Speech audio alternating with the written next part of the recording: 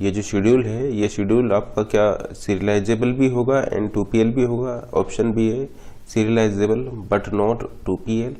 Option C है not serializable and not 2PL। Option D है आपका not serializable and not 2PL। Sorry, option C है आपका not serializable and 2PL। ये options हैं, आपको बताना है कि ये जो शेड्यूल एस है इनमें से ये आपका कौन सा होगा। अब यहाँ पर आप एक चीज़ नोट कीजिए कि आप यहाँ पर 2PL के लिए क्वेश्चन पूछा है, 2 फेज लॉकिंग के लिए पूछा है। अब हम ऑलरेडी बता चुके हैं कि अगर एक शेड्यूल 2 फेज लॉकिंग को सेटिस्फाई करता है, अगर एक शेड्यूल 2 फेज लॉकिंग को सेटिस्फाई कर रहा है तो वो शेड्यूल आपका कॉन्फ्लिक्ट सीरियलाइजेबल शेड्यूल देगा। ठीक है ना। अगर एक शेड्यूल में आप 2PL लगा पा रहे हैं, अगर एक शेड्यूल में आप 2PL लगा पा रहे हैं तो वो फिर आपको CSS देगा। अब चूंकि उसने एक CSS दे देगा, कॉन्फ्लिक्ट सीरियलाइजेबल शेड्यूल दे देगा, तो इसलिए वो सीरियलाइजेबल शेड्यूल हो जाएगा। या मान लीजिए कि अगर एक शेड्यूल CSS नहीं है, अगर एक शेड्यूल CSS नहीं है तो फिर वो वहाँ पर आप ये 2PL 2 फेज लॉकिंग को भी नहीं लगा सकते हैं। ठीक है ना। तो देखिए ऑप्शन ए को देखिए, ऑप्शन ए बोल रहा है कि सीरियलाइजेबल भी हो एंड 2PL भी है, तो ऐसा हो सकता है। ठीक है ना, क्योंकि अगर वो CSS होगा तो वो सीरियलाइजेबल भी होगा, अगर वो कॉन्फ्लिक्ट सीरियलाइजेबल शेड्यूल होगा तो वो फिर वो आपका सीरियलाइजेबल शेड्यूल भी हो जाएगा। लेकिन इसको देखिए SS बट नॉट 2PL, ये भी हो सकता है। ऐसा भी हो सकता है कि ये शेड्यूल सीरियलाइजेबल हो, सीरियलाइजेबल शेड्यूल हो लेकिन 2PL ना हो। क्योंकि 2PL क्या करता है, 2PL आपको देखिए ऑप्शन ए हो सकता है, आपको समझ में आ रहा होगा, क्योंकि ऐसा हो सकता है कि वो शेड्यूल सीरियलाइजेबल शेड्यूल भी हो और वहाँ पर आप ये 2PL को भी लगा पाएँ। क्योंकि अगर आप 2PL लगा रहे हैं किसी शेड्यूल में तो वो आपको एक कॉन्फ्लिक्ट सीरियलाइजेबल शेड्यूल देगा। और कॉन्फ्लिक्ट सीरियलाइजेबल शेड्यूल क्या होता है आपका, कॉन्फ्लिक्ट सीरियलाइजेबल शेड्यूल जो होता है वो आपका एक सीरियलाइजेबल शेड्यूल होता है। ठीक है ना। तो ये ऑप्शन ए आपका है पॉसिबल है। ऑप्शन बी को देखिए, ऑप्शन बी भी पॉसिबल है कि वो शेड्यूल आपका सीरियलाइजेबल शेड्यूल हो लेकिन 2PL ना हो। ऐसा इसलिए हम ऐसा बोल सकते हैं क्योंकि 2PL आपको क्या करता है, 2PL आपको एक ऑलवेज कॉन्फ्लिक्ट सीरियलाइजेबल शेड्यूल देगा। तो अगर एक शेड्यूल पर आप 2PL लगा पा रहे हैं then it must be a conflict serializable schedule, hence serializable schedule. लेकिन हमने ये नहीं बोला कि all serializable schedule are in 2PL। ऐसा हो सकता है कि एक शेड्यूल सीरियलाइजेबल शेड्यूल हो लेकिन वो 2PL में ना हो। क्योंकि हमने क्या बोला, हमने ये बोला है कि अगर एक शेड्यूल CSS में नहीं है, अगर एक शेड्यूल कॉन्फ्लिक्ट सीरियलाइजेबल शेड्यूल नहीं है तो 2PL वो आपका नहीं होगा। तो अगर एक शेड्यूल जो कि CSS नहीं है लेकिन VSS है, अब चूंकि वो शेड्यूल VSS है इसलिए आपका सीरियलाइजेबल शेड्यूल होगा। मान लीजिए आपके पास शेड्यूल S है, वो आपका CSS नहीं है लेकिन वो VSS है। अब चूंकि वो VSS है इसलिए आपका सीरियलाइजेबल शेड्यूल हो जाएगा। तो आप क्या देख रहे हैं कि अब चूंकि वहाँ पर आपका वो CSS नहीं था इसलिए आप वहाँ पर 2PL नहीं लगा सकते। इसका मतलब ऐसा हो सकता है कि एक शेड्यूल आपका सीरियलाइजेबल शेड्यूल हो लेकिन वहाँ पर आपका 2PL आप न लगा पाएँ। ठीक है ना। तो हम ऐसा बोल सकते हैं कि all serializable schedule are not in 2PL as some schedule may be view serializable, some schedule may be view serializable but not conflict serializable, so that schedule will not be in 2PL। तो अगर मान लीजिए एक schedule आपका VSS है लेकिन CSS नहीं है तो वो सीरियलाइजेबल शेड्यूल तो होगा लेकिन वो 2PL नहीं होगा।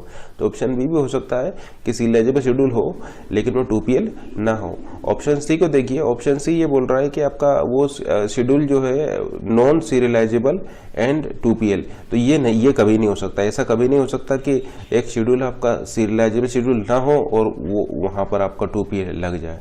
ठीक है ना।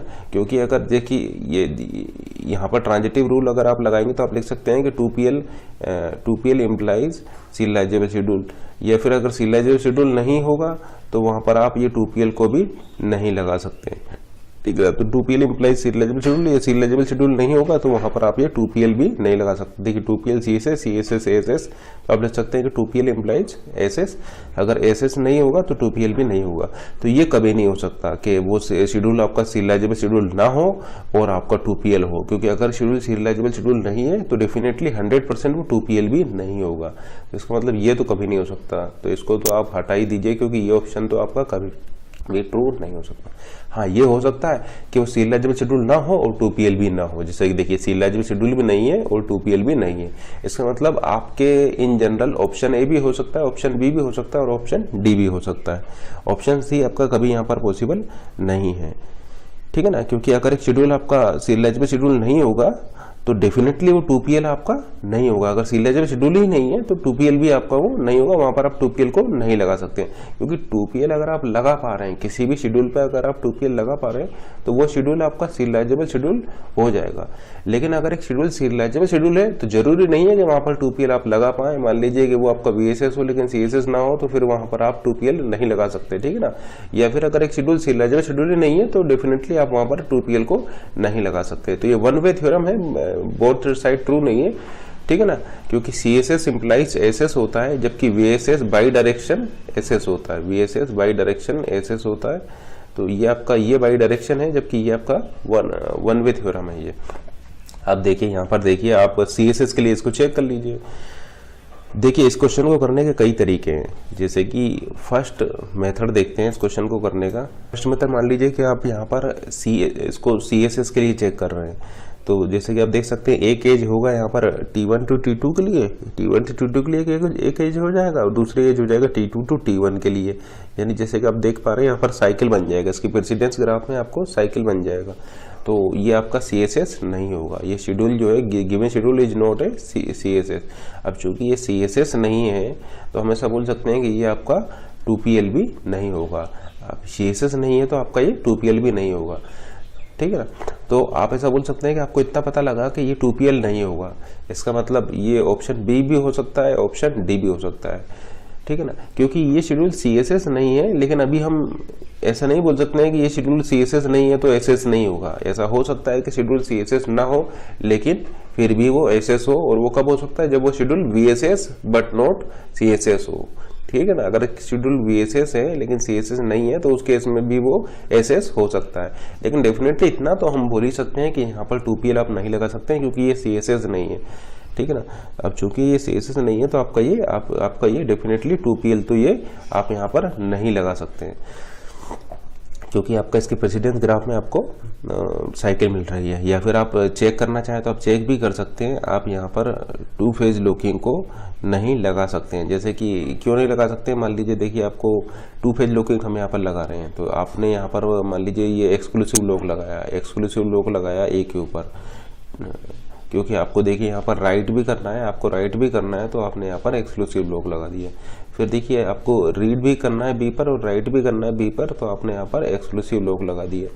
अब देखिए फिर से आप इसको देखिए, आपको A के पर आप लॉक लगा चुके हैं तो आप इसको राइट कर सकते हैं। यहाँ पर देखिए, यहाँ पर आपको रीड करना है। अब रीड करना है तो आपको क्या करना होगा, यहाँ पर रीड करना होगा तो आपको यहाँ पर शेयर्ड लॉक चाहिए, A के ऊपर शेयर्ड लॉक चाहिए। अब देखिए चूंकि इस T1 ट्रांजेक्शन को यहाँ पर B के ऊपर फिर से लॉक लगाना है, इसलिए वो इस एक पर जो इसने लॉक लगाया था इसको अनलॉक नहीं कर सकता है, क्योंकि इसको फिर से यहाँ पर अनलॉक लगाना, लॉक लगाना। 2 फेज लॉकिंग हम आपको पहले बता चुके हैं कि अगर किसी ट्रांजेक्शन ने अनलॉक ऑपरेशन परफॉर्म कर दिया है तो फिर वो दोबारा लॉक नहीं लगा सकता है। इसका मतलब यहाँ पर इस A लॉक को ये T1 ट्रांजेक्शन रिलीज नहीं कर सकता है, अदरवाइज वो फिर से इस B के लिए लॉक नहीं लगा पाएगा। इसका मतलब आप क्या देख रहे हैं कि जो T2 की जो रिक्वेस्ट है, जो इसको रीड करने की जो रिक्वेस्ट है, वो उसका ग्रांट नहीं होगी, क्योंकि अभी T1 ने A डेटा आइटम पर इस लॉक को रिलीज नहीं किया है। देखिए ये लॉक आपका चूंकि रिलीज नहीं हुआ है, इसलिए इसकी रिक्वेस्ट क्या हो जाएगा, इसकी रिक्वेस्ट डिनाई हो जाएगा। तो आप क्या देख रहे हैं कि इस शेड्यूल में आप 2PL नहीं लगा पा रहे हैं, क्योंकि यहाँ पर ये T2 का जो रीड वाली रिक्वेस्ट है ये एक्सेप्ट नहीं हो पा रही है। ये शेयर्ड के लिए जो रिक्वेस्ट कर रहा है वो इस लॉक के लगे होने की वजह से ये डिनाई कर दे रहा है, और ये लॉक T1 ट्रांजेक्शन इस लॉक को रिलीज इसलिए नहीं कर सकता क्योंकि उसको फिर से यहाँ पर लॉक लगाना है। तो आप क्या देख रहे हैं कि यहाँ पर आप 2PL नहीं लगा पा रहे हैं। तो या तो इस तरीके से 2PL लगा करके चेक कर लीजिए कि शेड्यूल में आप 2PL नहीं लगा पा रहे हैं, या फिर आप CSS वाले कॉन्सेप्ट लगा करके भी आप यहाँ पर बता सकते हैं कि ये इसमें 2PL आप नहीं लगा सकते हैं, ठीक है ना। तो आपको ये पता लग गया कि यहाँ पर आप ये 2 फेज लॉकिंग नहीं लगा पा रहे हैं। ये आपसे पूछा क्या गया है, क्वेश्चन में पूछा गया है कि सीरियलाइजेबल शेड्यूल के लिए, तो आप एक काम कीजिए, आप यहाँ पर VSS के लिए इसको कैलकुलेट कर लीजिए, व्यू सीरियलाइजेबल शेड्यूल के लिए कैलकुलेट कर लीजिए, क्योंकि अगर एक शेड्यूल VSS होगा तो वो आपका SS होगा।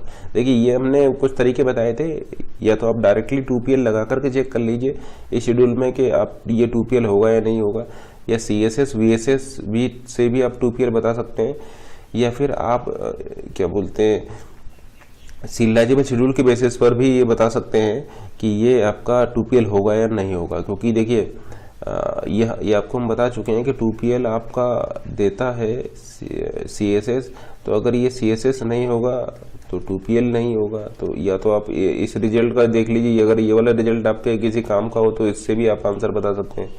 या फिर हमने आपको ये भी बताया था कि अब चूंकि ये CSS दे देगा तो SS हो जाएगा, तो 2PL इम्प्लाइज SS, और अगर SS नहीं होगा तो 2PL भी नहीं होगा, ठीक है ना। या फिर आप इस वाले रिजल्ट को भी यहाँ पर यूज कर सकते हैं, या डायरेक्टली आप 2PL लगा करके इसको चेक कर लीजिए।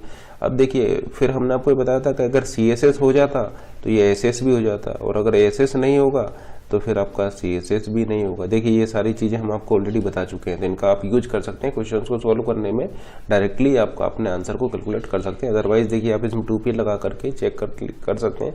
हम चेक कर चुके हैं कि इसमें आपका 2PL नहीं लग पा रहा है। अब चेक करते हैं इसको सीरियलाइजेबल शेड्यूल के लिए।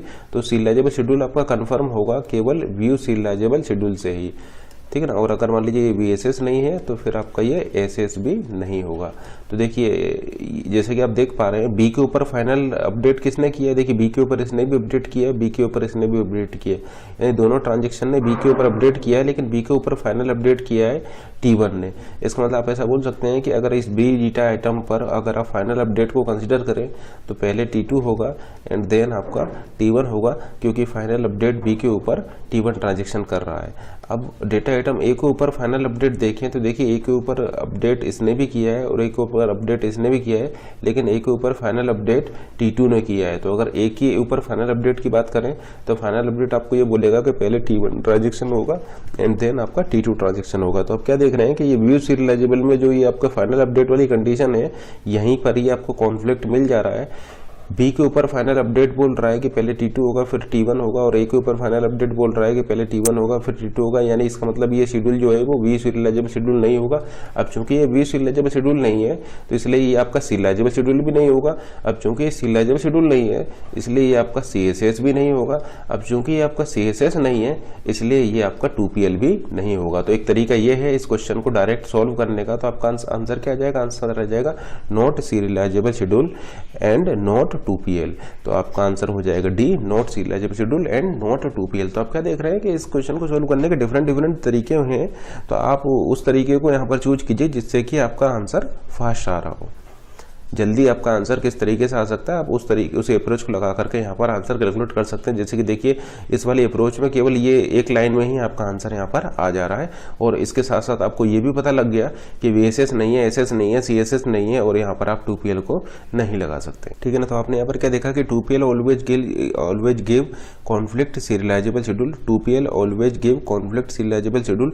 If A schedule is in 2PL then it must be a serializable conflict serializable schedule, but all serializable schedule are not in 2PL, as it may possible that schedule may be a view serializable but not a conflict serializable, hence in that case that schedule will not be in 2PL also।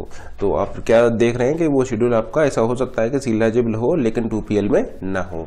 अब second question यहाँ पर discuss करने जा रहे हैं। ये मान लीजिए आपको एक शेड्यूल गिवन है, आपको बताना है कि which of the following is true.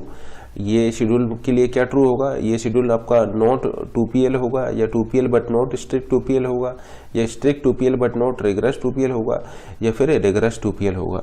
तो जैसा कि आप यहाँ पर देख पा रहे हैं इस क्वेश्चन के केस में, इस क्वेश्चन में उसने सीरियलाइजेबिलिटी के लिए नहीं पूछा है, इस क्वेश्चन में आपसे उसने सीरियलाइजेबिलिटी के लिए नहीं पूछा है, वो सीधे आपसे 2PL या स्ट्रिक्ट 2PL या रिग्रेस 2PL और इनके बारे में आपसे वो पूछ रहा है। इसका मतलब इस क्वेश्चन को अगर आपको सॉल्व करना है तो आपके लिए प्रेफर ये होगा कि आपके लिए बेटर ये होगा कि आप डायरेक्टली आप यहाँ पर ये 2PL को लगा करके इसको चेक कर लीजिए, 2PL लगा करके चेक कर लीजिए। अदरवाइज अगर आप SS के लिए या VSS या CSS के लिए चेक करेंगे तो आपका वहाँ पर टाइम ज़्यादा लगेगा। देखिए उस तरीके से भी आप कर सकते हैं, लेकिन चूंकि इसने स्ट्रिक्ट रिग्रेस और इनके बारे में पूछा है तो आप यहाँ पर इस क्वेश्चन का बेटर अप्रोच ये होगा कि आप इसमें 2PL लगा करके चेक कर लीजिए। तो देखिए इसको रीड करना है, इसको रीड करना है तो ये क्या करेगा, T1 ट्रांजेक्शन यहाँ पर एक्सक्लूसिव लॉक की लिए रिक्वेस्ट करेगा। देखिए रीड भी करना है राइट भी करना है, तो इसलिए इसको एक्सक्लूसिव लॉक लेना होगा, क्योंकि शेयर्ड्स की हेल्प से आप केवल रीड कर सकते हैं, जबकि एक्सक्लूसिव की हेल्प से आप रीड भी कर सकते हैं और राइट भी कर सकते हैं। तो दोनों ऑपरेशन आप कर सकते हैं एक्सक्लूसिव लॉक से, जबकि शेयर्ड लॉक की हेल्प से आप केवल रीड ऑपरेशन को ही परफॉर्म कर सकते हैं। अब देखिए ये जो शेड्यूल है अगर ये एज इट इज इस तरीके से यहाँ पर आप 2PL फिट कर पा रहे हैं, देन हम ऐसा बोलेंगे कि आपका यहाँ पर 2PL लग जाएगा। 2PL में केवल आपका 2 ही फेजेज होंगे, लॉकिंग एंड अनलॉकिंग। तो देखिए T1 ट्रांजेक्शन को रीड करना है, राइट करना है, तो उसने क्या किया यहाँ पर एक्सक्लूसिव लॉक को लगा दिया, एक्सक्लूसिव लॉक का आपका लगा देगा। अब देखिए T2 ट्रांजेक्शन को B को रीड करना है, तो वो अब देखिए B को रीड भी करना है, B को राइट भी करना है, B को रीड भी करना है और B को राइट भी करना है, तो एक्सक्लूसिव लॉक लगा देगा B के ऊपर। तो T2 ट्रांजेक्शन ने एक्सक्लूसिव लॉक लगा दिया B के ऊपर। अब देखिए ये A के ऊपर चूंकि लॉक लगा चुका है तो इसलिए इसको राइट कर सकता है। अब ये चूंकि B के ऊपर लॉक लगा चुका है, B के ऊपर लॉक लगा चुका है एक्सक्लूसिव, इसलिए इसको ये आपका राइट कर सकता है। अब देखिए इस पॉइंट पर देखिए, इस पॉइंट पर देखिए, इस पॉइंट पर जो आपका T1 ट्रांजेक्शन है वो रीड कर रहा है, किसके ऊपर रीड कर रहा है? B के ऊपर रीड कर रहा है। अब चूंकि T1 ट्रांजेक्शन B के ऊपर रीड कर रहा है तो उसको यहाँ पर रिक्वेस्ट करना पड़ेगा शेयर्ड लॉक के लिए, शेयर्ड लॉक ऑन B।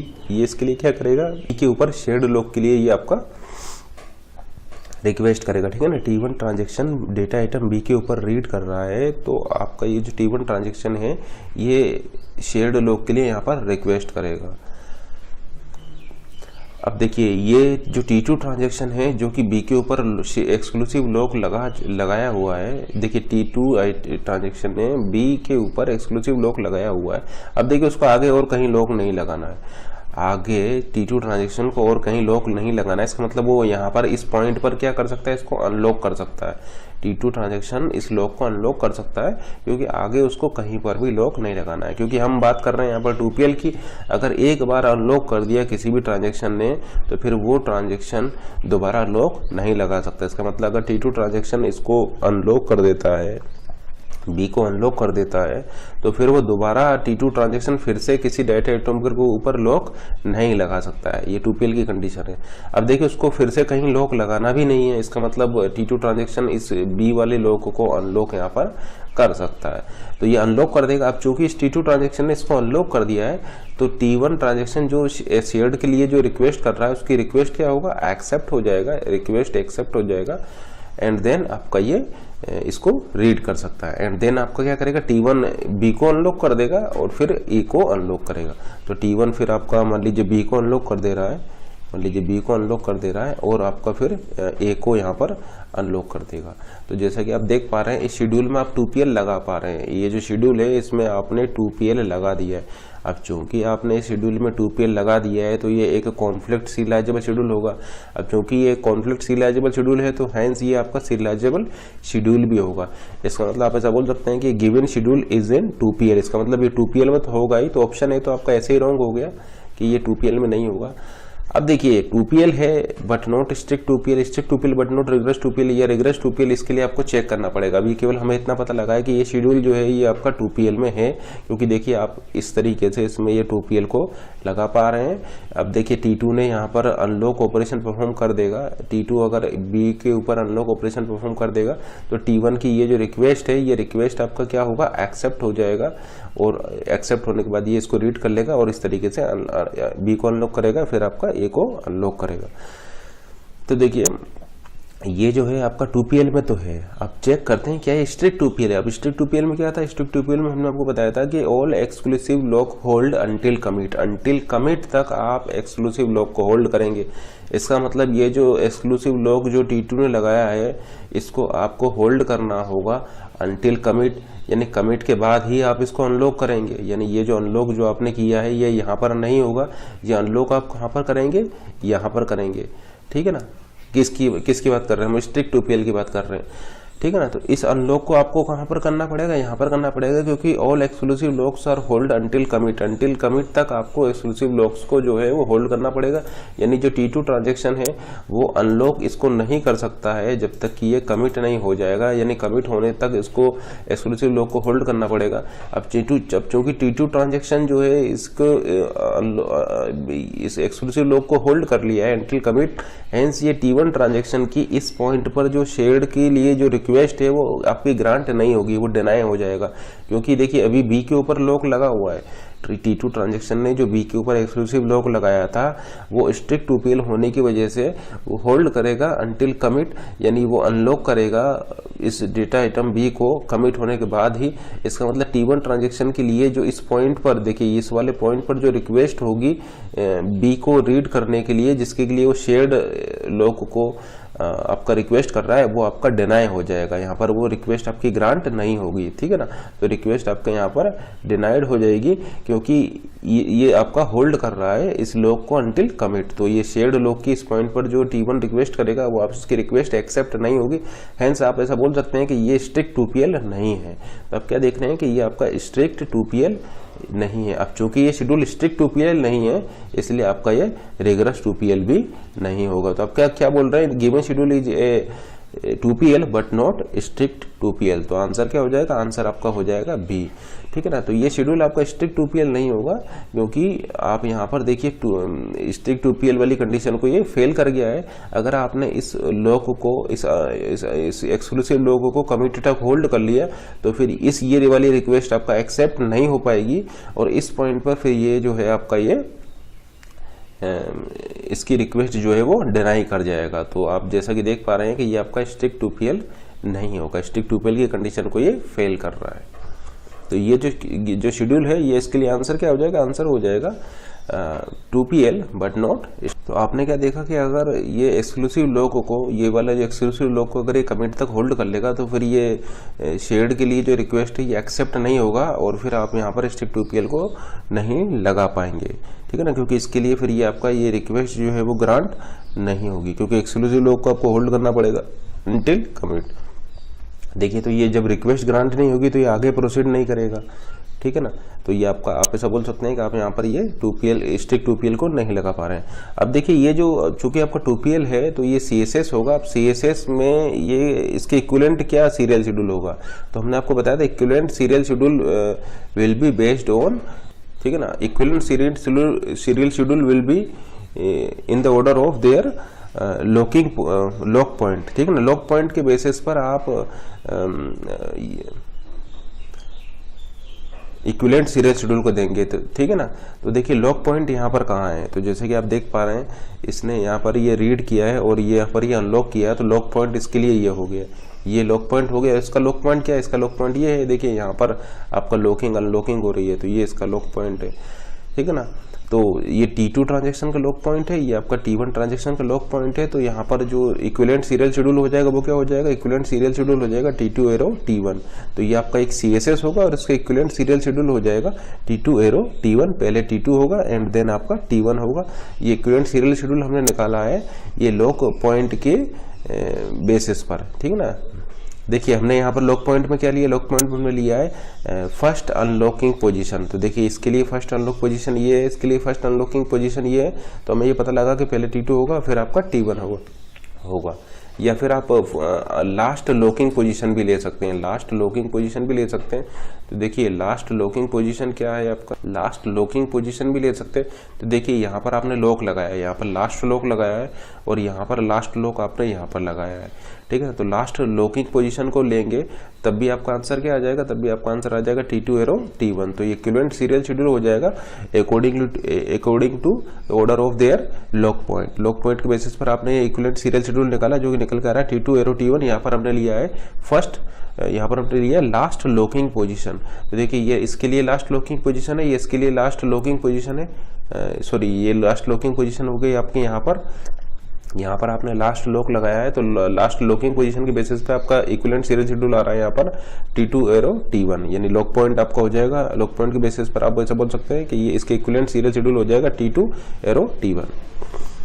और इसमें आप 2PL को स्ट्रिक्ट 2PL को नहीं लगा पा रहे, ठीक है ना। स्ट्रिक्ट 2PL को आप क्यों नहीं लगा पा रहे, स्ट्रिक्ट 2PL को इसलिए नहीं लगा पा रहे क्योंकि ये T2 वाला जो है इस अनलॉक को, एक्सक्लूसिव लॉक को होल्ड करेगा अनटिल कमिट। अब चूंकि T2 ने एक्सक्लूसिव लॉक को होल्ड कर लिया अनटिल कमिट, हेंस आपका ये वाली जो रिक्वेस्ट है, शेयर्ड के लिए जो रिक्वेस्ट है, ये रिक्वेस्ट आपका ग्रांट नहीं होगा। हेंस आप ऐसे बोल सकते हैं कि अब आपका यहाँ पर ये 2PL को नहीं लगा पाएंगे। सॉरी स्ट्रिक्ट 2PL आप यहाँ पर नहीं लगा पाए। 2PL तो लग जा रहा है लेकिन स्ट्रिक्ट 2PL नहीं लग पा रहा है, क्योंकि स्ट्रिक्ट 2PL में हमने क्या बोला था, exclusive locks are hold until commit. तो ये T2 जो है ये कमिट होने तक इस एक्सक्लूसिव लॉक को आपका होल्ड कर लेगा, और इसको होल्ड करने की वजह से ये जो T1 की जो शेयर्ड की रिक्वेस्ट है ये आपका डिनाई हो जाएगा, और आपका ये यहाँ पर ये रीड ऑपरेशन को परफॉर्म नहीं कर पाएगा। इसका मतलब ये स्ट्रिक्ट 2PL नहीं होगा। अब स्ट्रिक्ट नहीं है तो आप चेक कर लीजिएगा कि ये रिग्रेस वाली कंडीशन को भी आपका फेल कर जा रहा है, ठीक है ना, क्योंकि रिग्रेस में भी आपको क्या करना है, रिग्रेस में तो आप शेयर्ड एक्सक्लूसिव दोनों को होल्ड करेंगे, तो वो तो आपका यहाँ पर पॉसिबल ही नहीं है। तो ये आपका फिर आप ऐसा बोल सकते हैं कि ये आपका रिग्रेस 2PL भी नहीं होगा। मान लीजिए इस क्वेश्चन में मैं एक चेंज कर देता हूँ, इस क्वेश्चन में इस शेड्यूल में हम एक चेंज कर देते हैं। ये जो हमने ये लिखा हुआ है RB को, इसको मान लीजिए मैं यहाँ पर ले आता हूँ, ठीक है ना, और ये जो आपका कमिट है इसको भी मैं मान लीजिए लास्ट में ले आता हूँ। तो क्या आप मुझे बता सकते हैं कि ये शेड्यूल क्या हो जाएगा? तो देखिए ये 2PL तो अभी भी रहेगा आपका, 2PL तो अभी भी रहेगा। देखिए 2PL लगा के देखते हैं पहले इसमें। देखिए यहाँ पर आपने एक्सक्लूसिव लॉक के लिए रिक्वेस्ट करेंगे, रीड भी कर सकते हैं, राइट भी कर सकते हैं। फिर उसी तरीके से यहाँ पर आप बी के लिए रिक्वेस्ट करेंगे, रिक्वेस्ट आपका इसका एक्सेप्ट हो जाएगा क्योंकि बी के ऊपर इसने लॉक नहीं लगाया है। इसकी एक ही रिक्वेस्ट एक्सेप्ट हो जाएगा क्योंकि अभी किसी ने ए के ऊपर लॉक लगाया नहीं है, तो ए के ऊपर आप एक्सक्लूसिव लॉक लगा सकते हैं, ये रीड कर लेगा, राइट कर लेगा। उसी तरीके से T2 ट्रांजेक्शन बी के ऊपर एक्सक्लूसिव लॉक लगा सकता है, इसकी रिक्वेस्ट भी आपका एक्सेप्ट हो जाएगा, ये रीड कर सकता है, राइट कर सकता है। अब देखिए ये यहाँ पर भी, अब यहाँ पर T2 ट्रांजेक्शन को इसके बाद में आपको कहीं पर लॉक नहीं लगाना है, T2 ट्रांजेक्शन को इसके बाद में कहीं पर लॉक नहीं लगाना है। इसका मतलब इस बी को वो यहाँ पर भी अनलॉक कर सकता है और कमिट होने के बाद भी अनलॉक कर सकता है, क्योंकि T2 ट्रांजेक्शन को आगे कहीं लॉक नहीं लगाना है। इसका मतलब ये अनलॉक, अब लॉक्स को अनलॉक ये अब T2 ट्रांजेक्शन कर सकता है। तो अगर ये यहाँ पर अनलॉक कर देगा, मान लीजिए इसने T2 ट्रांजेक्शन ने यहाँ पर अनलॉक कर दिया, बी को अनलॉक कर दिया, और फिर ये T1 ट्रांजेक्शन को बी को क्या करना है, रीड करना है, तो ये शेयर्ड के लिए रिक्वेस्ट करेगा, और इसके लिए शेयर्ड के लिए जो रिक्वेस्ट है ये आपका एक्सेप्ट यहाँ पर हो जाएगा क्योंकि T2 ट्रांजेक्शन बी को अनलॉक कर चुका है, तो इसका एक्सेप्ट हो जाएगा ये वाला, और ये इस तरीके से आपका कंप्लीट हो जाएगा। तो आप क्या देख रहे हैं कि ये 2PL लग गया, इसमें 2PL लग गया।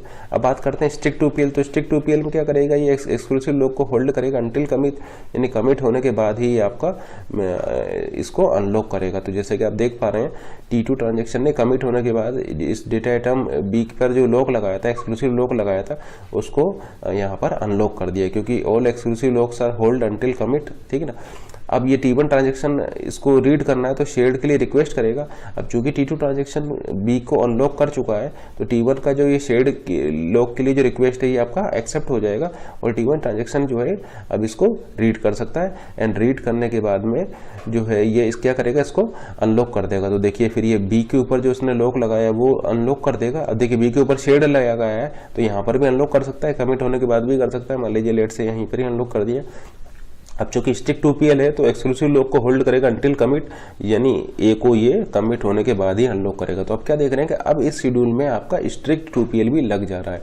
इसका मतलब ये जो शेड्यूल जो अभी ये जो हमने चेंज करके जो लिखा था ये आपका स्ट्रिक्ट 2PL होगा, स्ट्रिक्ट 2PL होगा, ठीक है ना। क्यों? क्योंकि देखिए इसने इस एक्सक्लूसिव लॉक को होल्ड किया अंटिल कमिट, और कमिट तक होल्ड करने के बाद आपका ये इसको अनलॉक कर देगा। अब क्योंकि T1 ट्रांजेक्शन इसके कमिट होने के बाद रिक्वेस्ट कर रहा है शेयर्ड लॉक के लिए, बी पर शेयर्ड लॉक के लिए इसके कमिट होने के बाद रिक्वेस्ट कर रहा है, तो इसकी रिक्वेस्ट जो है वो एक्सेप्ट हो जाएगा, ये इसकी रिक्वेस्ट ग्रांट हो जाएगा, और वो फिर इस तरीके से लॉक लगा देगा, और फिर आपका एक्सक्लूसिव लॉक को कमिट तक होल्ड करेगा, अनलॉक कर देगा। और ये शेयर्ड को तो वो कभी भी आपका अनलॉक कर सकता है, तो यहाँ पर आपका शेयर्ड को कमिट से पहले भी वो अनलॉक कर सकता है। तो आप क्या देख रहे हैं कि स्ट्रिक्ट 2PL है ये। अब चेक करते हैं रिग्रेस 2PL के लिए, क्या ये रिग्रेस 2PL होगा? तो रिग्रेस 2PL में आपको क्या करते हैं कि शेयर्ड एक्सक्लूसिव दोनों को होल्ड करेंगे अंटिल कमिट, यानी रिग्रेस 2PL के केस में आप इसको यहाँ पर अनलॉक नहीं कर सकते, इसको भी आपको शेयर्ड वाले लॉक को भी आपको अनलॉक, शेयर्ड वाले लॉक को भी आपको होल्ड करना पड़ेगा अंटिल कमिट। एक्सक्लूसिव लॉक को भी होल्ड करेंगे until commit, and shared lock को भी अंटिल कमिट तक आपको होल्ड करना पड़ेगा in case of regret 2PL। इसका मतलब ये शेयर्ड वाले लॉक को भी आप अनलॉक करेंगे इसके कमिट होने के बाद। तो जैसे कि आप देख पा रहे हैं कि इस टाइप से आप यहाँ पर इसको अनलॉक कर देंगे, इसका मतलब ये रिग्रेस 2PL भी होगा। ये तो ये ये जो शेड्यूल जो आप देख रहे हैं ये रिग्रेस 2PL भी है, स्टिक 2PL भी है और आपका 2PL भी है। चूंकि 2PL है तो आपका CSS हो जाएगा, CSS है तो SS हो जाएगा और इसके इक्विवेलेंट सीरियल शेड्यूल हो जाएगा T2 arrow T1 on the basis of their lock point. अब चूंकि रिग्रेस 2PL है तो आपका ये कमिट के बेसिस पे भी आप इसको बोल सकते हैं कि पहले T2 होगा और फिर आपका T1 होगा। तो अगर ये वाला शेड्यूल की आप बात करें तो ये शेड्यूल आपका रिग्रेस 2PL भी है।